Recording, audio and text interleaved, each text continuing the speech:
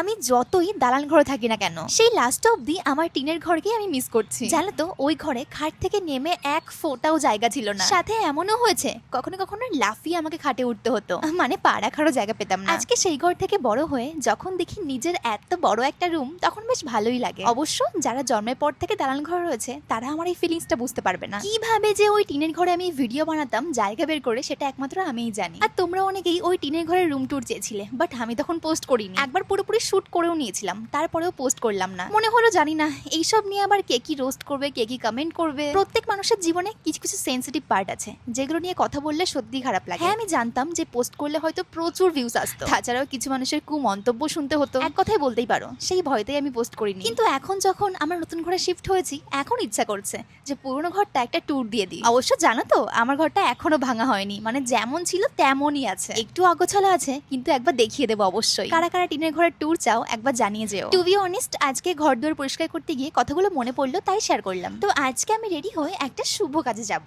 কথা বলতে বলতে হৃদয় চলেও এসছে। এবার তোমরা অনেকেই জিজ্ঞাসা করো, হৃদয় সন্ন্যাসী থেকে এত বারে বারে কেন আমাকে নিতে আসে, আর ও যখন আসে তখন আমি ভিডিও বানাই, এই জন্য তোমরা ভাবো যে হয়তো সবসময় আসে। কিন্তু ও এত কাজের মাঝে কিছুক্ষণ ফাঁকা টাইম বের করে আমাকে নিতে আসে, কারণ তোমরা সবাই জানো যে আমি পুজো দেখতে আর করতে খুব ভালোবাসি। তো আজকেও আমি সুন্দর আউটফিট পরে রেডি হয়ে গেছি। এন্ড আমাদের সন্ন্যাসীদের যে বালা আছেন, মানে যিনি আমাদের পাঠ ঠাকুরের পুজো করেন, প্লাস বলতেই পারো যে আমাদের সন্ন্যাসীদের লিডার, তো ওনাদের দুজনের জন্য আমি চলে এসেছি ধুতি আর গেঞ্জি কিনতে। একজনের জন্য নিয়েছি লাল ধুতি আর সাদা গেঞ্জি, আরেকজনের জন্য সাদা ধুতি আর সাদা গেঞ্জি। আমি কিন্তু জিজ্ঞাসাই করে নিয়েছিলাম কে কিরকম পড়বে, তার জন্য তেমনই নিয়েছি। প্লাস হৃদয়ের কিছু কেনাকাটা করা ছিল, সেটাও কমপ্লিট করলাম। এবার যদি কেউ আমাকে জিজ্ঞাসা করো তোমার এটাও ইচ্ছা ছিল, হ্যাঁ ইচ্ছা ছিল। দেখো, যেদিন সন্ন্যাসীরা আমার বাড়িতে পাঠ ঠাকুর নিয়ে গেছিল, আমার তো ওই দিনই ইচ্ছা ছিল যে আমাদের বালামশাইকে একটা ধুতি আর গেঞ্জি দেব, কিন্তু তখন শুধু ঠাকুরকে দেওয়া হয়েছিল। সেই ইচ্ছাটা আমি আজকে পূর্ণ করে নিলাম। আর আমি কথা বলতে বলতে চলে এসেছি হৃদয়ের বন্ধুর বাড়ি। দেখে কি ভাল লাগলো, কি সুন্দর টিনের সাজানো গোছানো ঘর। এটা দেখে তো আবার আমাদের সে পুরনো টিনের ঘরের কথা মনে পড়ে গেল। কিন্তু এনাদের ঘরের প্রচুর স্পেস ছিল, বাট আমাদের ছিল না। তারপর আমরা কিছুক্ষণ চা খেলাম আর অনেক সংসারের গল্প করলাম। আর এরই মধ্যে আমাদের পুজো শুরু হয়ে গেছে।